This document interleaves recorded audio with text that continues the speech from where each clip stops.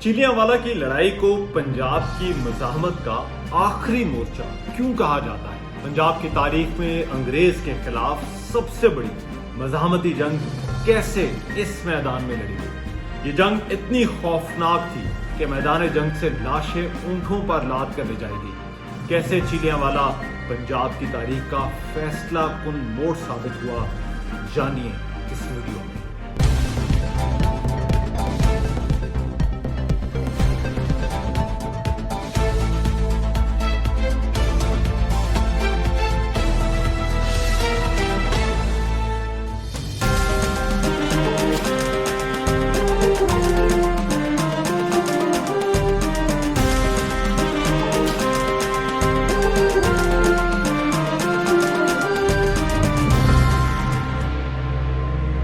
पंजाब की तारीख का ये वो लम्हा था जब अंग्रेज यहाँ मजबूत होते जा रहे थे। पंजाब में पहली एंग्लो सिख वॉर के बाद पंजाब का राज सिखों की गिरफ्त से निकलता जा रहा था, लेकिन ऐसे में एक फैसला कुन मार्का होता है जिसने पंजाब के मुस्तकबिल का फैसला कर दिया। लेकिन दूसरी तरफ इस लड़ाई में यहाँ मज़ाहमत की एक नई तारीख भी रकम हुई। इस लड़ाई में अंग्रेजों को बरे-सगीर में किसी भी जंग में सबसे ज्यादा नुकसान उठाना पड़ा।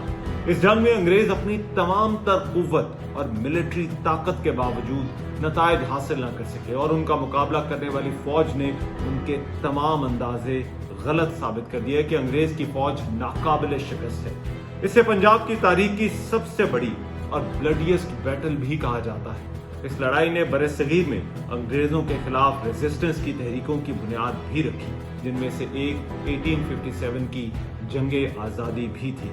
इस लड़ाई को चिलियांवाला की लड़ाई कहा जाता है, जिसमें एक तरफ अंग्रेज फौज थी और दूसरी तरफ सिखों की खालसा फौज। ये लड़ाई 13 जनवरी 1849 को पाकिस्तान के एक शहर खारिया के नजदीक वाक़े चिलियांवाला के मकाम पर हुई। चिलियांवाला डेंगा और मंडी बहाउद्दीन के दरमियान एक गांव है जो माजी में जिला गुजरात का हिस्सा था। 1993 में मंडी बहाउद्दीन को जिले का दर्जा दिया गया तो ये गांव इस जिले का हिस्सा बन गया। कहते हैं ये जंग इस कदर खौफनाक थी कि इसमें अंग्रेज फौज की 2357 कैजुअलिटीज थी।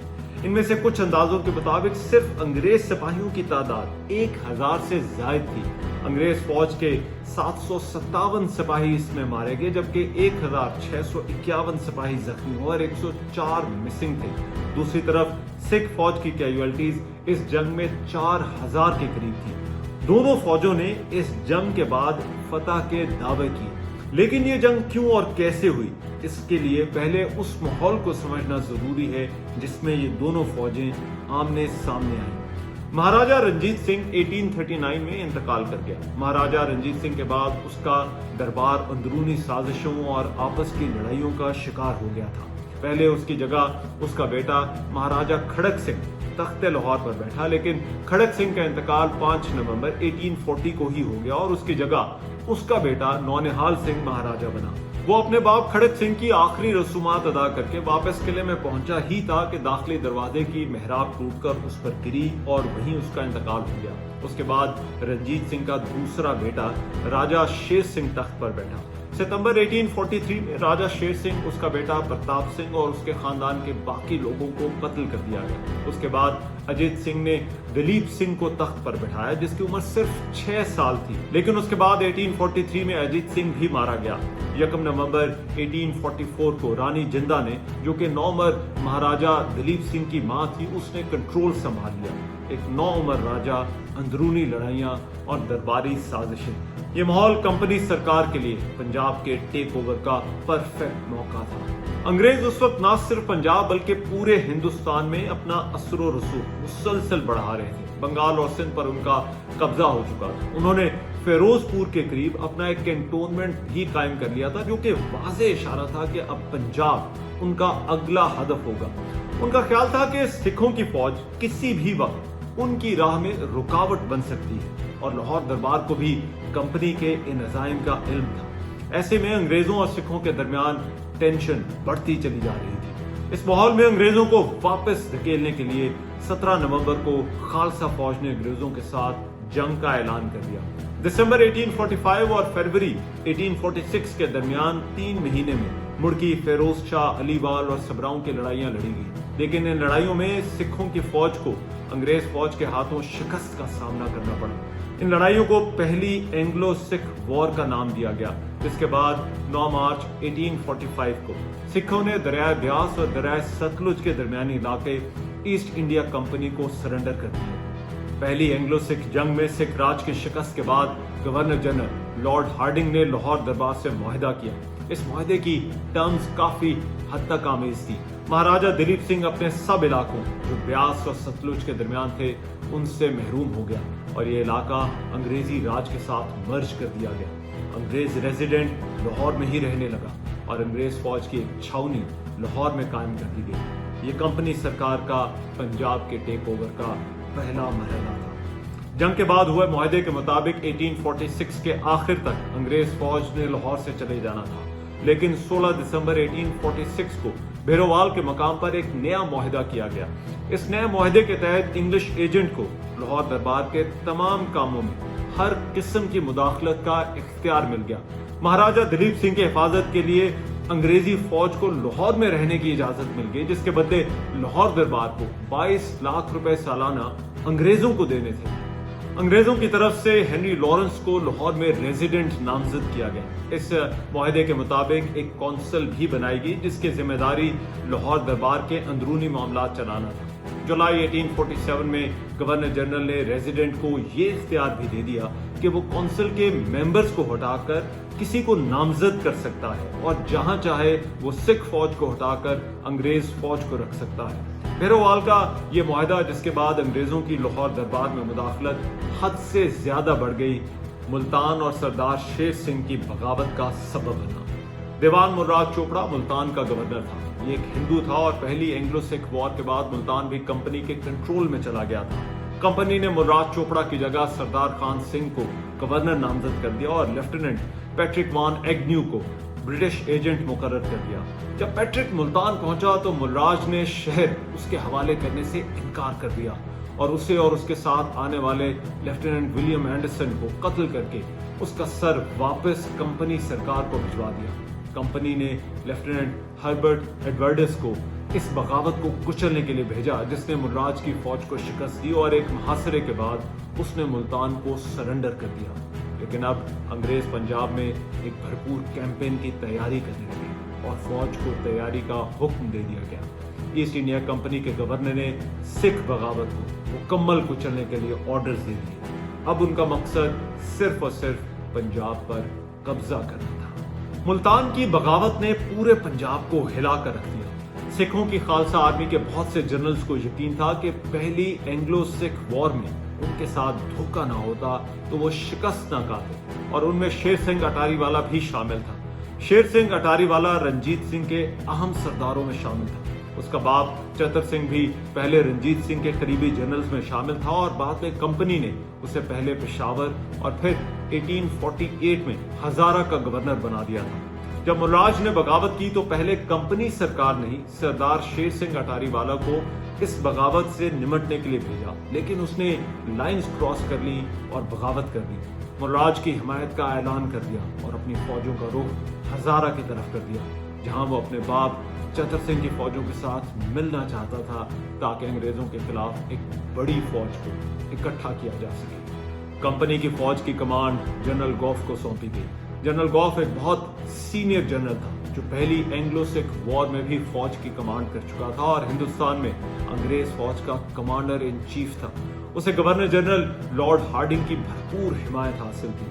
फौज ने बगावत कुचलने के लिए उसकी कमांड में पंजाब में अपना एडवांस शुरू किया। जनरल गॉफ और शेर सिंह की फौज का पहला टकराव 2 नवंबर को रामनगर, जिसका मौजूदा नाम रसूल नगर है, वहां हुआ। दूसरा टकराव असदुल्लापुर, बाज किताबों में जिसको सादुल्लापुर लिखा गया है, उस मुकाम पर हुआ।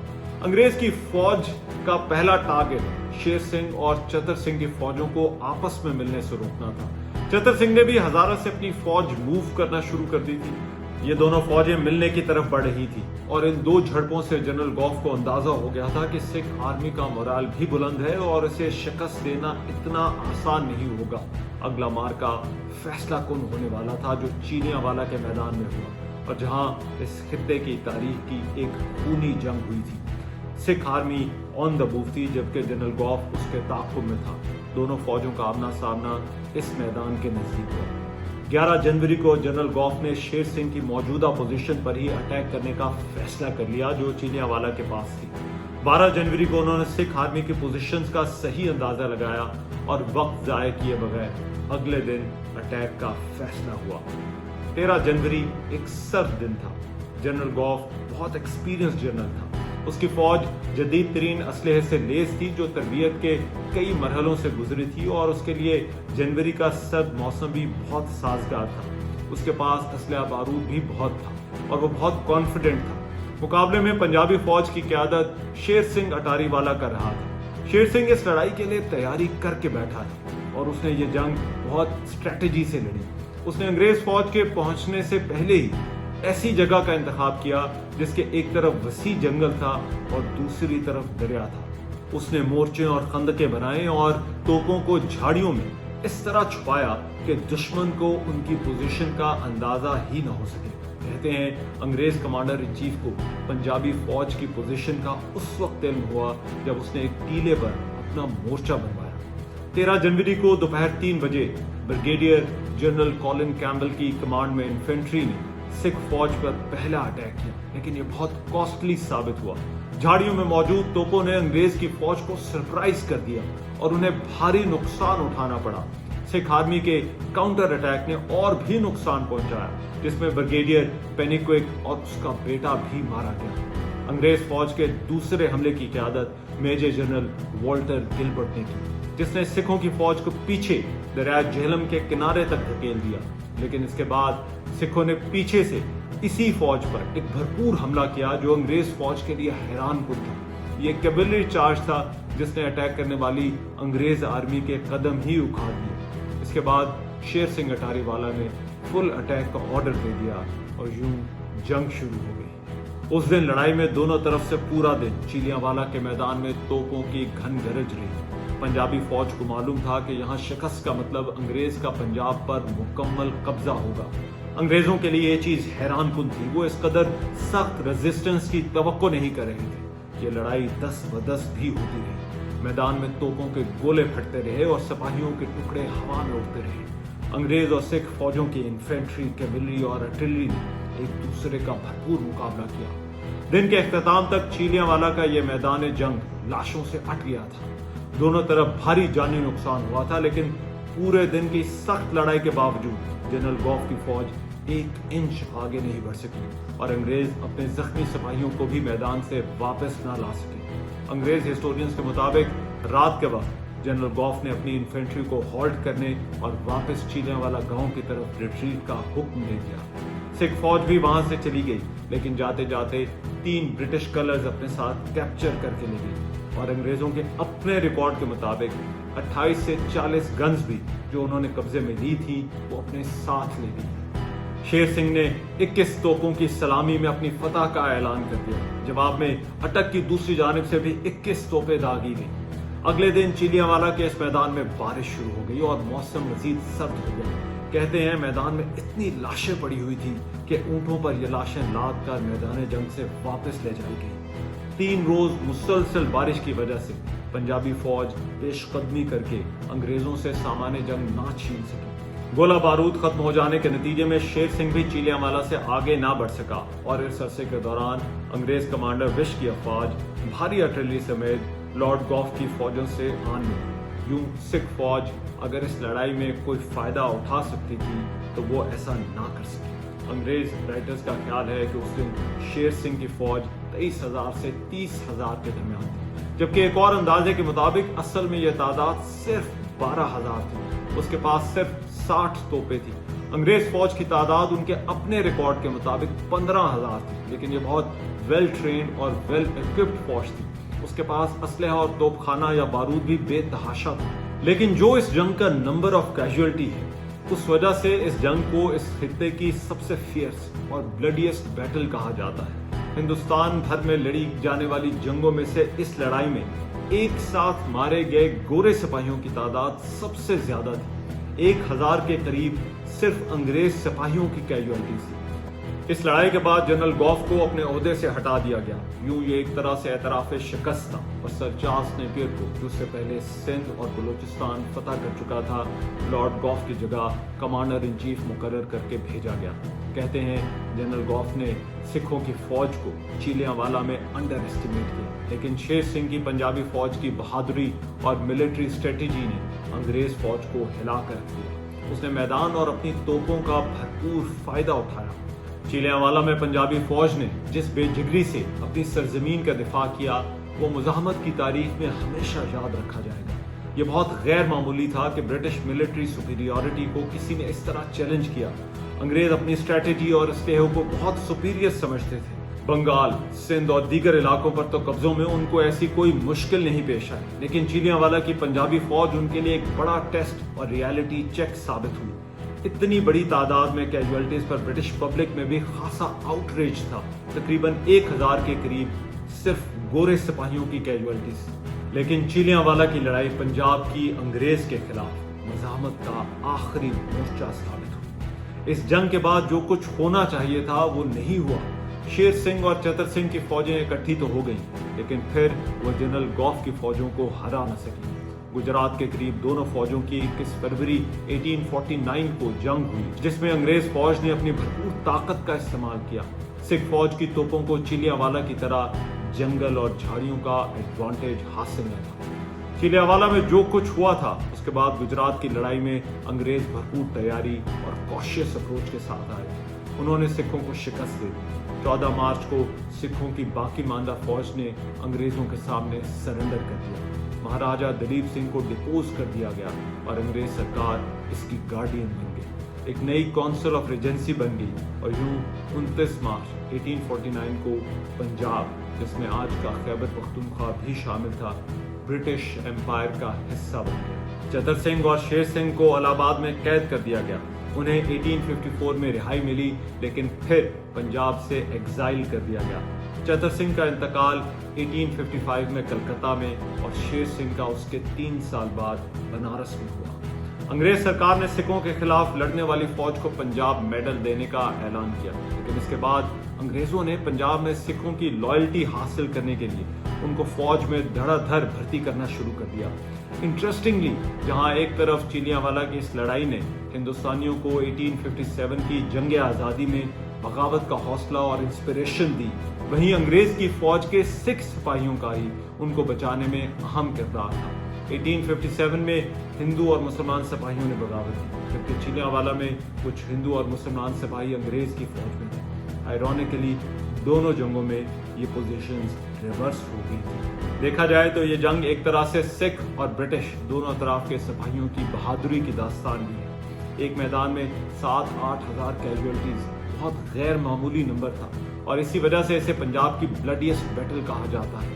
کمانڈ کی صلاحیتیں اور خامیاں اپنی جگہ، لیکن جنگ تو یہ سپاہی لڑتے ہیں اور دونوں اطراف کے سپاہیوں نے یہاں تاریخ رقم کی. اس جنگ کی کہانیاں اور پینٹنگز آج بھی ملٹری ہسٹری میں خاص مقام رکھتی ہیں. چیلیانوالا میں اس مقام پر جہاں یہ جنگ ہوئی ایک یادگار بھی تعمیر کی گئی ہے. یہ یادگار 2 حصوں میں ہے. ایک حصہ ایک کراس پر مشتمل ہے جس کے ایک طرف اس کے سنگ بنیاد کی تختی، جبکہ دوسری طرف اس جنگ میں مارے جانے والے 28 انگریز افسروں اور سپاہیوں کے نام درج ہیں. یادگار کا دوسرا حصہ سرخ اینٹوں سے بنے مینار کا ایک احاطہ ہے جس کے اندر چند پختہ قبریں موجود ہیں. مینار کے ایک حصے پر چاروں طرف انگریزی، اردو، فارسی اور گورمکھی زبان میں 1849 کی جنگ کی مختصر تاریخ لکھی ہوئی ہے. اس یادگار کے چاروں کونوں پر بوڑ کے پرانے درخت ابھی بھی موجود ہیں. منڈی بہاؤدین اور ڈنگا کے درمیان چیلیانوالا کا ریلوے اسٹیشن بھی ہے، جس کے بارے میں کہا جاتا ہے کہ یہ اسٹیشن انگریزوں نے اس جنگ میں مارے جانے والے سپاہیوں کی یادگار پر ان کے خاندانوں کی آمد کے لیے بنایا ہے. کہا جاتا ہے کہ تقسیم ہند کے بعد بھی انگریز سپاہیوں کے خاندان اور برطانوی حکام یہاں آتے تھے. تاہم یہ سلسلہ پھر آہستہ آہستہ ختم ہو گیا. وقت گزرنے کے ساتھ ساتھ یہ یادگار بھی خستہ ہوتی جا رہی ہے. یادگار پر تحریر کے مطابق 13 جنوری 1849 کو اس لڑائی میں انگریز فوج کی قیادت جنرل گوف، جبکہ سکھ فوج کی قیادت سردار شیر سنگھ اٹاری والا نے کی. کہا جاتا ہے ان قبروں میں ब्रिगेडियर जॉन पेनिक्विक जो कि कमांडर 5th ब्रिगेड थे और ब्रिगेडियर अलेक्जेंडर पोप जो कि 2nd ब्रिगेड कैवलरी के कमांडर थे, उनकी कब्रें भी हैं, लेकिन इन पर कोई कतबा मौजूद नहीं है। अंग्रेज तो इस मैदान में अपनी यादगार छोड़ गए और क्रॉस भी गाड़ गए, मगर उन पंजाबी मज़ाहमतकारों की यादगारें कहाँ हैं जो इसी सरजमीन से उठे और फिर इसी मैदान की मट्टी और झाड़ियों में कहीं खो गए और अपने पीछे एक मज़ाहमत की ये दास्तान छोड़ गए। अगर आपको वीडियो अच्छी लगी हो तो बेल आइकॉन पर क्लिक कीजिएगा और चैनल को सब्सक्राइब ज़रूर कीजिएगा।